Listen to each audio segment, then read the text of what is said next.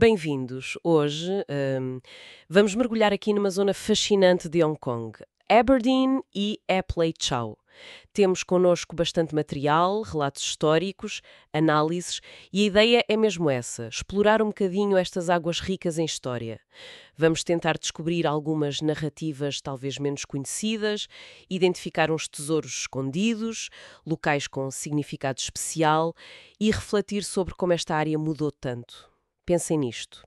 Aberdeen já foi, bem, a maior das 4 grandes aldeias pescatórias de Hong Kong. Chegou a ter, imaginem, 50 mil pescadores. Era mesmo uma cidade flutuante. Uma cidade flutuante, exatamente. E hoje, Hoje, essa imagem convive com iates de luxo, ali mesmo ao lado dos barcos de pesca mais tradicionais. É esta mistura, este contraste entre o antigo e o novo que vamos explorar. ok, então, por onde começamos? Talvez pela história mais fundamental, a do povo Tanka. Sim, parece-me um bom ponto de partida.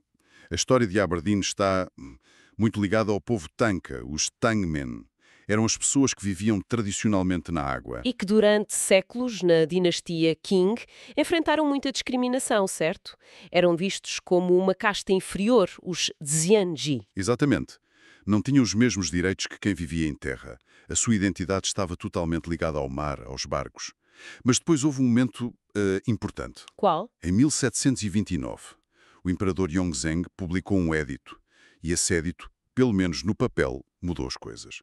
Aboliu formalmente esse estatuto discriminatório. A sério? E o que dizia o édito? Dizia que as famílias Tanka são, na sua origem, bom povo. Tanghu Banshu Liangmin. E que não deviam ser desprezadas. E, crucialmente, permitia que se fixassem em terra. Ah, então resolveu-se o problema. Bem, não exatamente. Havia uma condição muito importante. Que era? O édito especificava que só podiam mudar-se para a terra aqueles com capacidade para construir casas ou barracas. Ou seja, 如有力能建造房屋，准其在于近水村庄之手。 Ah, entendo. Para a maioria deles, que eram pobres. Era impossível. Exato. E a própria lei reconhecia isso. Dizia que, se não tivessem meios, podiam continuar nos barcos. 禁止再船自便. Portanto, a libertação legal demorou muito tempo a tornar-se uma realidade social e económica. Levou séculos, basicamente. Só depois da Segunda Guerra Mundial e talvez acelerado por eventos como aqueles grandes incêndios nos barcos Casa nos anos 60. Sim, sim. Esses incêndios foram muito marcantes. Só aí é que houve um movimento mais significativo para a terra, muitas vezes impulsionado por programas do governo de realojamento, quase um desembarque forçado pelas circunstâncias. Pois, e é aqui que encontramos um desses tesouros escondidos de que falava. O bairro da Luz dos Pescadores, o Yu Guangchun, e outros bairros sociais parecidos, construídos nessa altura. São mais do que simples prédios, então. Muito mais. São testemunhos vivos dessa transição, dessa passagem da vida na água para a vida em terra. Representam as políticas de integração, a mudança de identidade dos Tanka. Visitar essas áreas hoje permite sentir um pouco dessa história social. Fascinante. Agora, vamos imaginar como era o Porto antes disso tudo. O abrigo do tufão de Aberdeen antes dos anos 70. Aquilo não era só um porto, pois não? Não, de todo. Era uma comunidade flutuante inteira, complexa, autossuficiente, quase como uma versão aquática daquela pintura famosa, ao longo do rio durante o festival de Xingiming. Que engraçado. E como é que isso funcionava? Havia o quê? Bem, havia os barcos casa, claro, os Jushating, muitas vezes barcos de pesca já velhos, onde as famílias viviam. Certo. Mas depois havia todo um comércio a acontecer ali mesmo na água. Barcos que eram mercearias, os Tsarroting, outros que vendiam lenha, pequenos Mutseichalting, e restaurantes flutuantes. Restaurantes? A sério? Sim, havia pequenos barcos café, os Scheltzauting, e os barcos de massa, os Fanting, que deram origem à famosa massa de barco, a Tinzaifen, que ainda hoje existe. Incrível. E mais alguma coisa? Até barcos de gelado, os Shuekauting. E não podemos esquecer os barcos de secagem, os Saijiasuano. Barcos de secagem, o que eram? Eram barcaças maiores, sem motor, que ficavam fixas num sítio, serviam de casa e de local de trabalho. Era ali que secavam peixe e lulas. No auge, produziam as famosas lulas secas de Coloane, Jolong de Alpien, e peixe salgado. Era uma indústria artesanal importante ali no Porto. Que imagem! E hoje? O que é que resta dessa cidade flutuante? Muito pouco, na verdade. Acredita-se que ainda existam alguns desses barcos de secagem, mas talvez só um continue mesmo a ser usado para secar peixe e lulas como antigamente. Apenas um? É o que se diz, é quase um artefacto vivo, um testemunho de uma arte que está a desaparecer. Felizmente, a massa de barco, a Tinjai Fan, essa ainda se vende por ali. É uma ligação saborosa a essa cultura. Portanto, os tesouros escondidos aqui são mais subtis. Talvez tentar avistar esse último barco de secagem, o Shaiyachuan, não é? Um elo com o passado. Exatamente. E claro, provar a massa de barco autêntica, a Tinjai Fan, ali junto à água, é uma forma de saborear a história.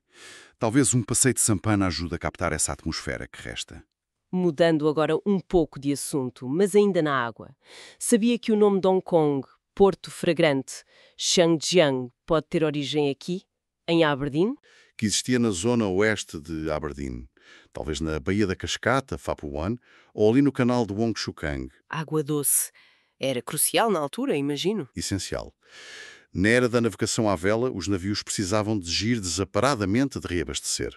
E a Baía da Cascata tinha uma cascata que desaguava diretamente no mar. Era um ponto de abastecimento perfeito. Então o fragrante vinha da qualidade da água. Poderia ser isso, ou talvez simbolicamente da vitalidade que esse ponto de água dava ao local. Há também quem liga o nome ao comércio de incenso, de madeira de águila, que passava por aqui. Mas essa zona não era só paz e água fresca, também teve um lado mais selvagem, não é? Ligado a piratas. Sem dúvida. Em meados da dinastia Qing, a pirataria era um problema enorme na costa sul da China. E o pirata mais famoso, talvez, Chung Po-tsai, o Zhang Po-tsai. Não, já ouvi falar. Líder da frota da Bandeira Vermelha, no início do século XIX, usava as grutas e as baías escondidas aqui à volta de Aberdeen e Apleichau como refúgio. Como base de abastecimento. Quer dizer, o mesmo sítio que dava água aos navios também escondia piratas. Precisamente. A história dele reflete bem uma época em que o controle do Estado no mar era muito fraco. Permitia que estes poderes marítimos alternativos florescessem. Que interessante essa dualidade. E quais seriam os tesouros ligados a esta narrativa? Bem, o primeiro é a própria Baía da Cascata, a Pupuan. Mesmo que a cascata já não seja o que era, visitar o local ajuda a conectar com essa origem do nome, Porto Fragrante. E o segundo? As Grutas dos Piratas. O segundo, mais ligado à lenda, claro, são as grutas marinhas em Apleichau. A história dos tesouros do Chiang Po-tsai é provavelmente só isso, uma lenda. Mas explorar essas grutas, talvez com um guia que conta as histórias, o folclore, é uma mistura interessante de natureza e aventura. O verdadeiro tesouro é pensar como a mesma geografia serviu a propósitos tão diferentes. A vida no mar, com todos os seus perigos, está sempre muito ligada à fé, não é? E em Aberdeen e Apleichau há uma figura central, Hongxing. Hongshong? Sim, Hongxing é muito importante. A lenda diz que foi um oficial da dinastia Tang, chamado Hong Rei. Era perito em meteorologia, em astronomia e ajudava as populações costeiras. E o centro desta fé é um templo, certo? Exato. O templo de Hongxing, em Apleichau, Apleitzhou Hongshengmiel, é histórico e muito venerado. E o que é particularmente interessante é como os pescadores locais dividiam as responsabilidades dos deuses. Como assim? Hongxing era visto como o protetor específico da pesca costeira e do tempo local. Controlava os ventos, as chuvas, ali perto da costa. Já Mazu, ou Tinhao, como também é conhecida, era mais a protetora das viagens longas, em alto mar. Uma especialização divina. Que curioso. É, não é? E reflete muito bem a realidade dos tanca daqui. Eles dependiam sobretudo da pesca costeira, em barcos mais pequenos. O tempo imprevisível perto da costa era a maior ameaça deles. Claro. Por isso, um deus que, segundo a crença, aparecia no mar para salvar. Tsai Rai Shang Xiangling Xiunan, em situações de perigo próximo, era fundamental. O templo também funcionava como um protetor geral da comunidade, contra maus espíritos e influências negativas. Mostra bem como a fé se adapta às necessidades e aos medos concretos de uma comunidade. E essa fé, essa relação com Hongxing, mudou com o tempo? Mudou sim. Antigamente, por exemplo, como a pesca exigia muita mão de obra masculina, era comum as famílias pedirem filhos rapazes a um Xin para ajudar no barco, para garantir o futuro da família na profissão. E hoje? Hoje, isso já é raro. As pessoas continuam a pedir proteção, prosperidade, especialmente quem está ligado ao mar, claro. Mas muitos procuram também conforto espiritual, paz interior, uma ligação à herança cultural. A fé adapta-se, acompanha as mudanças sociais. Os tesouros escondidos aqui parecem óbvios, então. O templo de Ungxing, Kapu Lizhou Hongxing Miao, pela sua história, pela atmosfera. Sem dúvida. É um local com muita força. E para quem puder talvez apanhar o festival anual de Ungxing, o Hong Seng Tan Shitian, quando é?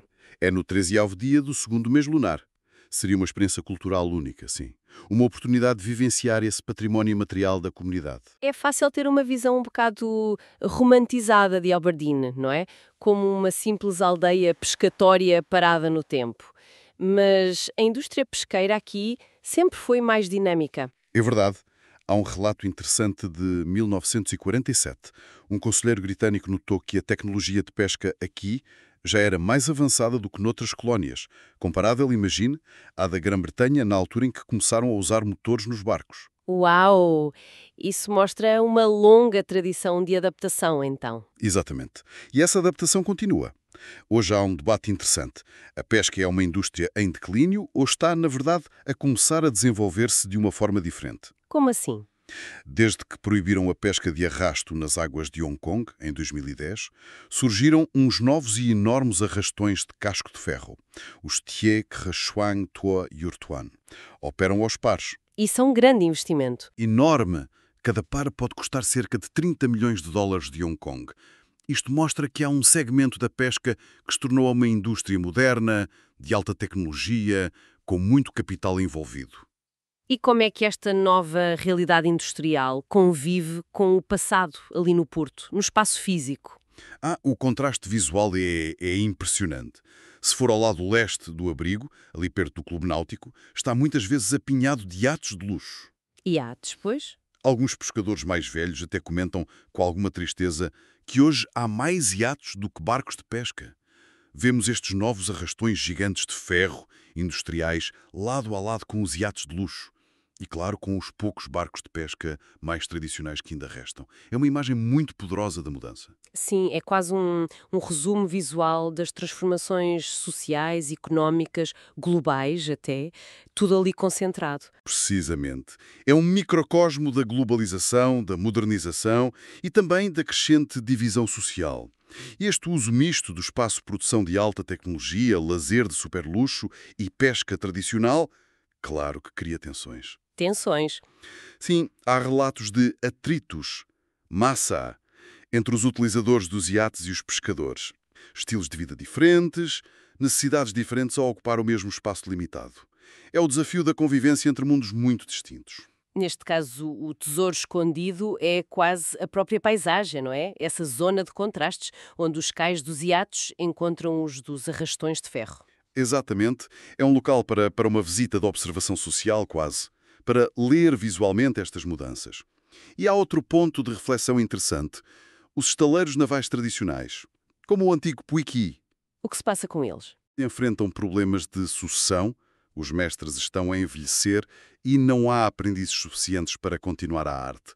Levanta aquela questão filosófica do barco de Teseu, conhece? Vagamente, se todas as peças são substituídas, Exato. ainda é o mesmo barco? Exato. É uma metáfora para a própria herança cultural de Aberdeen. Até que ponto pode mudar, modernizar-se e ainda assim manter a sua identidade? É uma pergunta em aberto. Percorremos tanta coisa. 5 narrativas fortes de Aberdeen e Apleichau, a luta dos Tanka pela identidade, a memória daquela cidade flutuante incrível, as lendas de piratas misturadas com as origens do nome de Hong Kong, a fé moldada pelo mar e estes dilemas todos da modernização. E vimos como os tesouros escondidos, um bairro social, um barco antigo, a secar peixe, uma baía, um templo, até uma vista de contrastes são como âncoras para estas memórias, para estas histórias. E práticas antigas, como a secagem de peixes, quase desaparecem.